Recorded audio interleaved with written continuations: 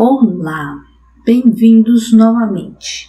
Essa é a segunda parte da nossa aula sobre gravitação universal e agora eu vou falar para vocês a respeito da lei de Newton para a gravitação.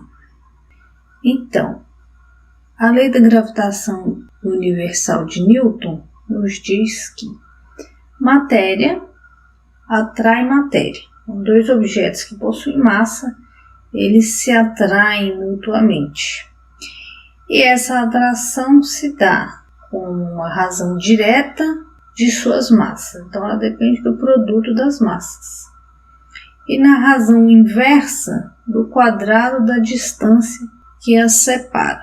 Então, essa força de atração pode ser escrita matematicamente dessa forma. O produto das massas divide pelo quadrado da distância.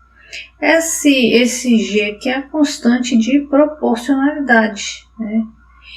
Que a gente viu lá na lei de Kepler, tem esse valor, é a constante da gravitação universal de Newton. Quem fez esse cálculo foi o próprio Newton, quem achou esse valor para essa constante gravitacional. Quando você tem a presença de mais de um objeto, então você tem que calcular as forças aos pares. Então vamos supor, eu quero saber qual é a força resultante que atua nesse cara aqui. Então eu vou fazer esse cara com esse cara, produto das massas, divide pelo quadrado da distância, tem essa força. Faço esse cara com esse cara, produto das massas, divide pelo quadrado da distância, tem essa força. E assim sucessivamente. E depois eu posso somar todas as forças para achar a força resultante que atua nesse cara. Okay? Tem que fazer aos pares. E eu posso escrever então a força resultante como sendo somatório de todas as forças que atuam na partícula 1, feita por todas as outras N partículas do sistema. Agora a gente pode demonstrar a lei de Kepler a partir da lei da gravitação universal de Newton. A gente viu na aula passada o enunciado da terceira lei de Kepler, que é o quadrado do período de qualquer planeta é proporcional ao cubo do semi-eixo maior. Então, a gente pode pensar na força resultante que atua no planeta. A força resultante é igual a massa vezes a aceleração, massa do planeta vezes a aceleração dele. Mas a única força que atua nele é a força de atração que o Sol faz nele. Então, eu tenho que a força gravitacional é o G, a massa do planeta, a massa do Sol, divide pela distância entre o Sol e o planeta ao quadrado. E como ele está girando aqui em torno do Sol, a gente tem uma aceleração centrípeta, né? Que uma órbita circular é V ao quadrado dividido por R. Então, substituindo aqui, força resultante é o FG e a aceleração centrípeta, eu tenho essa expressão. Não vai depender da massa do planeta, mas a velocidade com que o planeta gira em torno do Sol, eu sei que é a velocidade de translação, que é o perímetro, 2πr, dividido pelo período que ele leva para completar uma volta. Estamos substituindo aqui esse V ao quadrado por 2πr dividido por t ao quadrado. Então vai ficar desse jeito aqui. Esse r ao quadrado morreu com esse aqui, ficou só um aqui. A massa do planeta foi embora. Ficou só G, massa do Sol. Então, eu tenho período ao quadrado igual 4π ao quadrado. Aqui fica R ao quadrado, esse vem para cá multiplicando R ao cubo, G, massa do Sol. Para uma órbita elíptica, ao invés de R, eu vou colocar o semi-eixo maior. O raciocínio é basicamente o mesmo, só que as contas são um pouquinho mais complicadas de fazer, então eu não vou mostrar aqui. Agora, como calcular a massa da Terra? Como que você calcula a massa da Terra?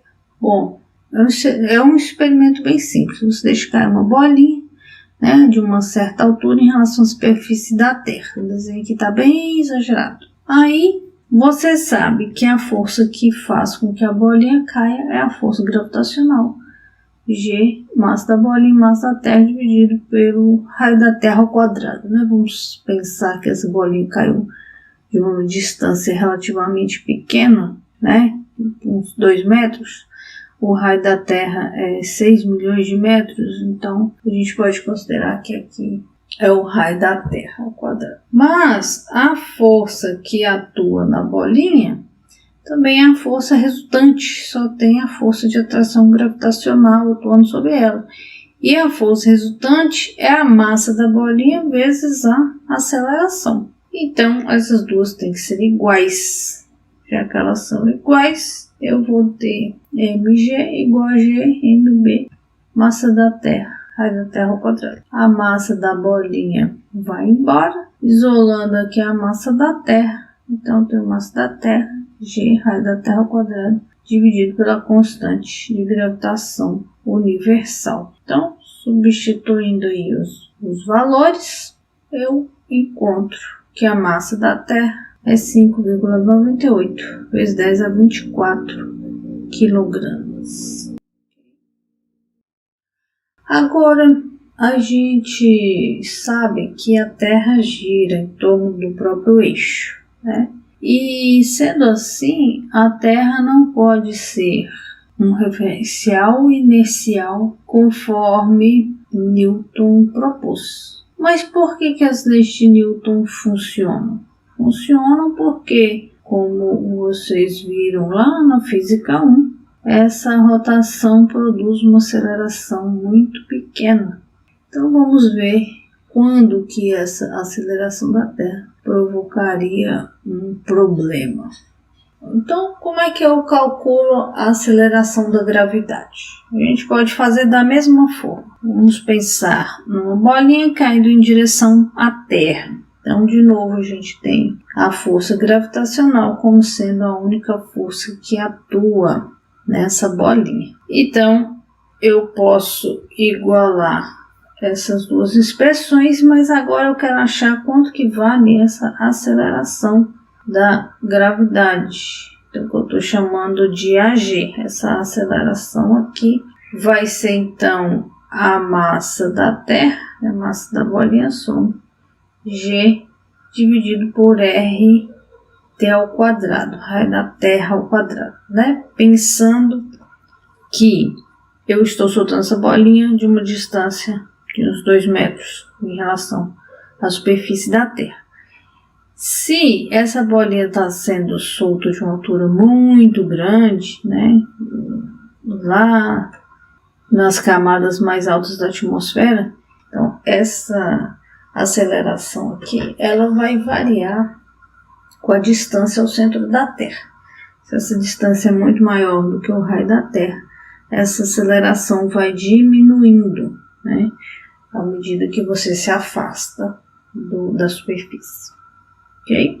Vamos guardar essa informação aqui um minutinho e vamos pensar agora na situação da Terra girando. Então, eu tenho aqui uma melancia em cima de uma balança. Isso está na superfície da Terra. A melancia tem uma massa M e a Terra tem a massa MT.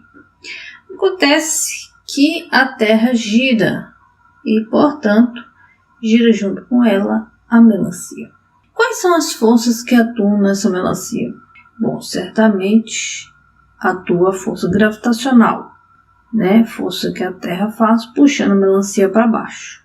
Mas essa melancia agora, ela não está caindo, ela está em repouso em relação à superfície da Terra.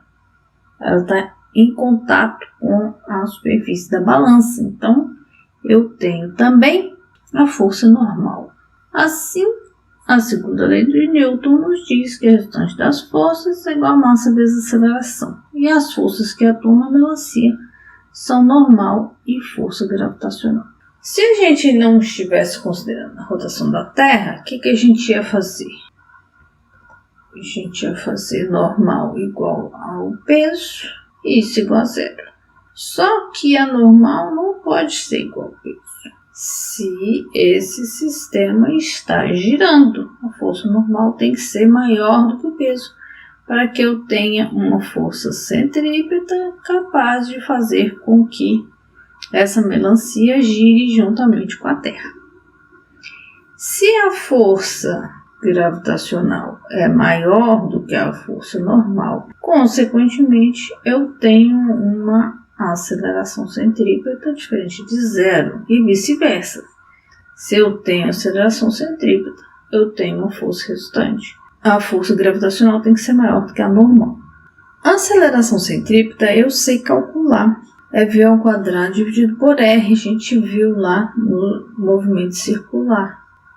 E a velocidade de rotação da Terra em torno do próprio eixo é 444 metros por segundo. O raio da Terra, 6,3 milhões de metros.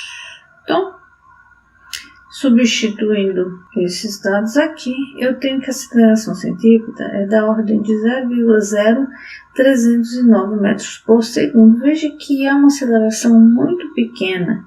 Então, só vai ter influência se eu estou olhando alguma coisa com uma precisão lá na partir da segunda casa.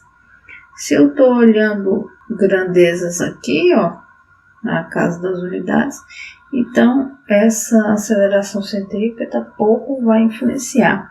E é por isso que a gente não percebe a aceleração centrípeta. Quando, por exemplo, a gente está andando de carro, a gente está parado, é muito pequeno esse valor, então a gente não percebe no nosso dia a dia. É claro que tem algumas situações, experimentos muito precisos em laboratório, construção de prédios e casas, então você tem que levar isso em conta. Então tá, eu tenho que a normal vai ser menor do que a força gravitacional. Mas a força normal a gente pode calcular como sendo a massa vezes o G, que é aquele 9,8 que a gente mede. A força gravitacional a gente pode chamar de massa vezes a aceleração gravitacional, que foi aquela que a gente achou. G, massa da Terra, dividido por R ao quadrado. Substituindo aqui, a gente tem que mg menos mag é igual a massa vezes a aceleração centrípeta. A massa vai embora, então eu tenho essa relação entre a aceleração, o G, que a gente mede, vai ser a diferença entre a aceleração gravitacional, que é o G, massa da Terra, R ao quadrado, e a aceleração centrípeta. Então, essa diferença é a que a gente mede. E a gente pode, então, calcular esse G como sendo a constante gravitacional, massa da Terra dividido por R ao quadrado, menos V ao quadrado sobre R. Então, desse jeito aqui, você vai calcular e vai encontrar aquele 9,8 metros por segundo, ok? Então, se você quer uma precisão maior do que a primeira casa decimal, essa contribuição da aceleração centrípeta vai começar a ficar importante, ok? Agora, vamos pensar em termos de energia. Eu quero encontrar a energia potencial gravitacional. Então, vamos de novo pensar na bolinha de tênis. Só que agora, em vez dela estar caindo em direção à superfície da Terra, ela está sendo lançada para cima, a partir de uma posição R. E o que eu vou fazer é calcular o trabalho que a força gravitacional faz quando essa bolinha se desloca dessa posição R até o infinito. Por que até o infinito? Porque lá no infinito a energia potencial é zero. Eu sei quanto que ela vale. Então, se eu levar essa bolinha para uma distância significativamente grande, eu sei que quando chegar lá longe, a Terra não mais vai ter influência sobre essa bolinha, ela não sente mais o campo gravitacional da Terra. Então, vamos fazer isso. Vou calcular o trabalho que a força gravitacional faz quando eu levo a bolinha de uma posição R até o infinito. Então, esse produto escalar aqui vai ser o módulo da força, o módulo do dr, cosseno do ângulo entre F e dr. E esse cosseno é 180, porque o dr é para cima na direção que a bolinha está andando, mas a força gravitacional é para baixo. Então, esse φ é de 180. Então, substituindo isso lá, eu vou ter que o trabalho é menos G, massa da Terra, massa da bolinha, R ao quadrado dr. Esse menos aqui veio do cosseno de 180. E a massa da Terra, o G e a massa da bolinha são constantes, então eu vou tirar dessa integral. Vamos para cá. Então, fiquei com a integral de R até o infinito de dr sobre R ao quadrado. Essa integral é menos 1 sobre R, de R até o infinito. No infinito, 1 sobre R dá zero. Então, o trabalho vai ser G, massa da Terra, massa da bolinha dividido por R. Ficou positivo por quê? Porque eu tenho isso aqui, menos 1 sobre R no infinito, dá zero. Menos 1 sobre R grande. Então, menos por menos dá mais. Essa razão fica positiva, 1 sobre R grande. Então, preserva esse menos daqui. Então, ficou o trabalho igual a menos GMM dividido por R. Mas, pelo teorema trabalho-energia, a gente sabe que a variação da energia potencial gravitacional é igual a menos do trabalho. Então, eu sei que a energia potencial lá no infinito, que é a final, menos a energia potencial lá na posição R, é igual a menos o trabalho. A energia potencial lá no infinito é zero, então vai ficar que a energia potencial inicial é igual ao trabalho. Ficou tudo positivo. Então, a energia potencial gravitacional pode ser escrita como menos constante gravitacional, massa do planeta, massa do objeto, dividido pela distância ao centro do planeta. Agora, qual que é a velocidade com que eu tenho que lançar essa bolinha para que ela consiga chegar lá no infinito? Bom, eu sei que a energia mecânica num sistema conservativo não varia. Então, as variações de energia cinética e potencial podem acontecer, mas o que eu posso fazer é transferir energia daqui para cá, de lá para cá, de modo que a variação total, que é a variação de energia mecânica, é zero. Então, eu sei que a energia potencial é menos de massa da Terra, massa da bolinha dividido pela distância, e também que a energia cinética é meio de mv ao quadrado.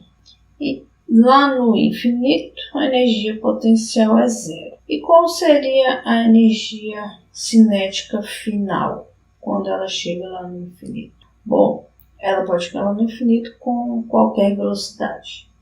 Mas a menor energia que eu tenho que fornecer para essa bolinha enquanto ela está aqui é aquela na qual ela vai chegar lá no infinito com velocidade nula.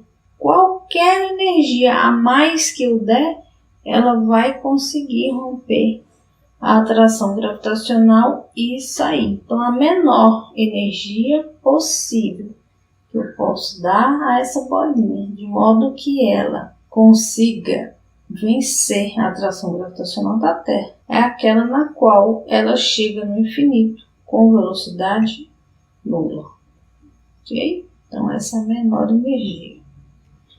Então, fazendo essa variação com a energia inicial e final, cinética e potencial, eu tenho variação da energia cinética final, menos a energia cinética inicial, mais variação da energia potencial final, menos energia potencial inicial. Então, fazendo essa continha aí, a massa do objeto não importa, tem massa aqui e massa lá. Vai sobrar só esse 2 espaço polar multiplicando 2 vezes a constante da gravitação universal, massa do planeta, dividido pela distância r. Tudo isso dentro da raiz quadrada. Então, essa é a velocidade que a gente chama velocidade de escape, a menor velocidade que eu posso dar a um objeto para que ele consiga escapar da atração gravitacional da Terra. Então, como que eu faço para colocar um satélite em órbita? Bem, a segunda lei de Newton, de novo, nos diz que a força resultante é igual a massa vezes a aceleração centrípeta, né? Eu vou ter uma aceleração centrípeta porque ele vai estar girando em torno da Terra. Então, a aceleração centrípeta a gente já sabe que é v² dividido por r. E a força que atua no satélite é a força gravitacional.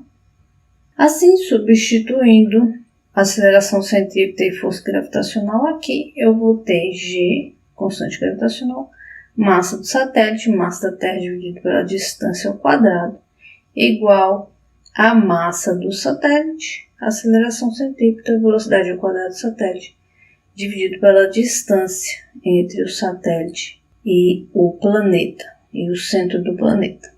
Agora, eu posso simplificar esse R aqui com aquele lá e escrever isso daqui, ó, em termos de meio de mv ao quadrado. Se eu multiplicar os dois lados por meio, ó, então isso daqui é energia cinética. Então, eu posso escrever energia cinética em termos de G, constante gravitacional, massa do satélite, massa da Terra, dividido por 2 vezes a distância do satélite até o centro da Terra. Então, a energia mecânica é a energia cinética mais a potencial. A potencial a gente já achou. Então, eu tenho a energia cinética G, massa do satélite, massa da Terra, dividido por 2R. Energia potencial menos G, massa da Terra, massa da Terra, dividido por R. Então, a energia mecânica é menos G, massa do satélite, massa da Terra, dividido por 2R. Se o raio da órbita é constante, eu tenho que a energia mecânica se conserva. Para uma órbita elíptica, eu vou ter a mesma situação. No lugar de R, eu coloco o semi-eixo maior. Então, a energia mecânica vai ser menos constante gravitacional, massa do satélite, massa da Terra, dividido por 2A. Mas essa energia mecânica também se conserva, mesmo a órbita sendo elíptica, né? Porque tudo que eu ganho de energia cinética, eu perco de potencial e vice-versa. É um sistema conservativo, mesmo a órbita sendo elíptica, ok? Agora, a gente discutiu na aula passada esse problema aqui do Sagitários A. Agora, eu quero saber qual é a velocidade orbital da estrela S2 em torno de Sagitários A, para vocês calcularem. E esse aqui, ó. Sabendo que a massa de Sagitários A deve ocupar um volume perfeitamente esférico, com raio de aproximadamente 1,079 vezes 10 a 12 metros, calcule a velocidade de escape de um objeto na superfície de Sagitários A. A que distância uma partícula com velocidade da luz conseguiria escapar da atração gravitacional de Sagitários A? E a que distância uma partícula com velocidade da luz entraria em órbita em torno de Sagitários A? Ok? Vou deixar esses probleminhas para vocês calcularem. Então, era isso que eu tinha para falar para vocês. E na nossa aula online a gente pode discutir também, ok?